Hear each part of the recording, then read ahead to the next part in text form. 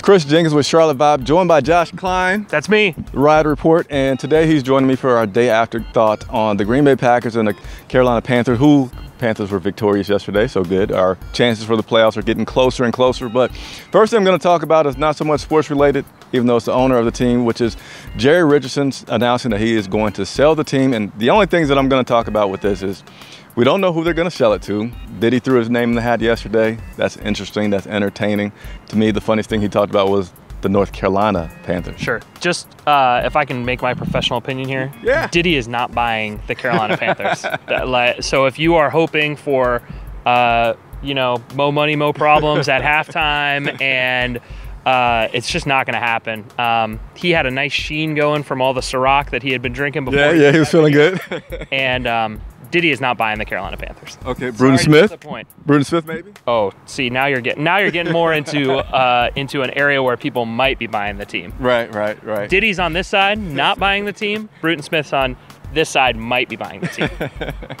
Well, either way it goes, the other big topic about the sale is will they move? And I think people are just, I don't know why they're so frantic about it. To me, you have possibilities of moving when the team's talked about things that they want to do and the city's not cooperating. They want renovations, but I think Charlotte has been very accommodating to Mr. Richardson and the team. So I don't feel like that's something that we need to be worried about. Yeah, I mean, I think that it's the natural gut reaction is to say the Panthers are going to be sold and they're going to move immediately. But I don't think that, I think that Mr. Richardson kind of put it into a statement that the Panthers are part of the community of Charlotte now. It's not just he wants to sell the team because he kind of obviously wants to kind of get out of the public eye, but the Panthers are so ingrained into Charlotte. The NFL is not going to move a team that's sold out every game since 2002, just put a bunch of money into their stadium, has 60,000 PSL holders. Like, it's just not going to happen. So I say that, and then, of course, I always hate to be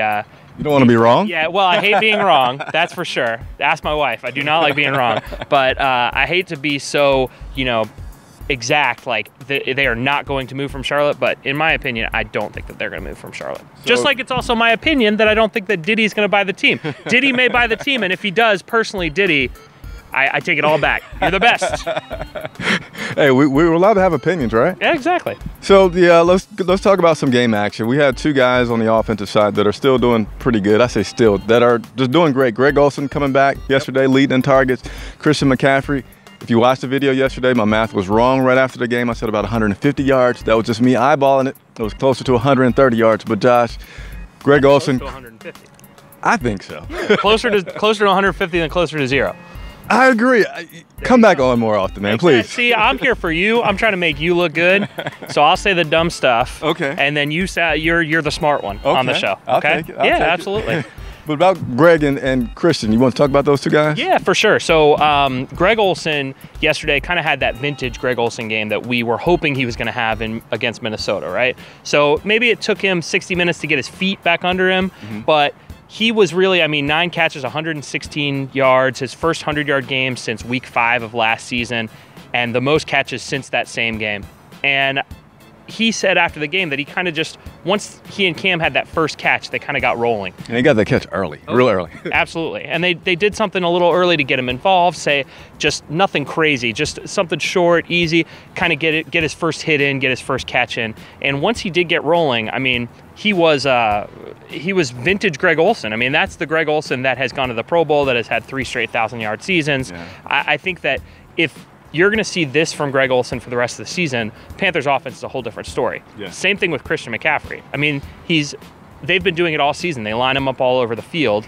But yesterday, averaged over 5 yards a carry, lined up in the slot, lined up as a wideout. The guy is literally a Swiss Army knife. And the more they can use him, the more he gets his hands on the ball, the more he's in space, the more dangerous he is. Terrifying for defenses, I'd imagine. Now, were you surprised to see that, what are we in, week 15 games, 14 games played, that was the first time that we saw him actually go to attempt a pass?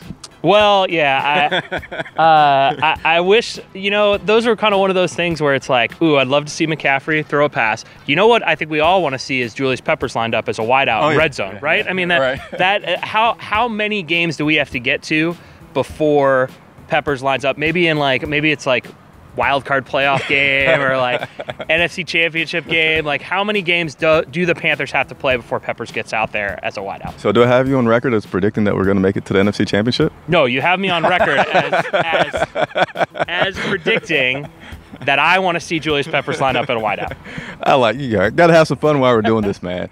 The other thing that I like to see was this team playing good with the defense.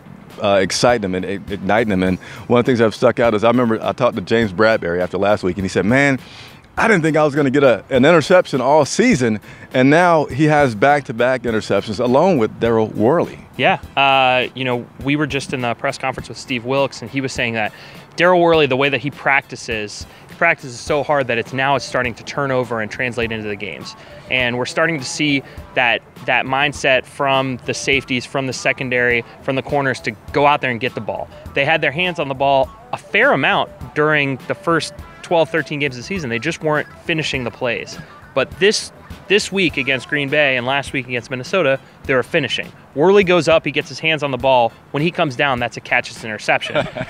Maybe he did that. I think 3 weeks ago he had one where he just hit him in the hands and he dropped it, right? Yeah, so it's one of those things where when they're starting to make plays, they keep saying they're cliches for a reason. Turnovers come in bunches, and they really, they have in the past 2 weeks for sure. All right. Well, I appreciate you joining me, and each week we're going to do this. Next week, I don't know who we're going to have, but stay tuned. That's why we ask you to subscribe to our YouTube channel if you guys haven't. Leave your comments below, and any way you want to reach me on social media, everything's at Charlotte Vibe. And Josh? Yes. So you can follow me personally on Twitter at Josh Klein Rules. You can follow the Riot Report at our Riot Report, theriotreport.com. All kinds of good stuff. Instagram, Facebook, all of the social medias. We're on MySpace. We're on MySpace. I don't think we might. Let's Google him. Page going. Google Plus. You're hiring? Yeah, of course. We're always hiring. We're always looking for fresh new talent. Come on over to theriotreport.com. Thank you guys for watching.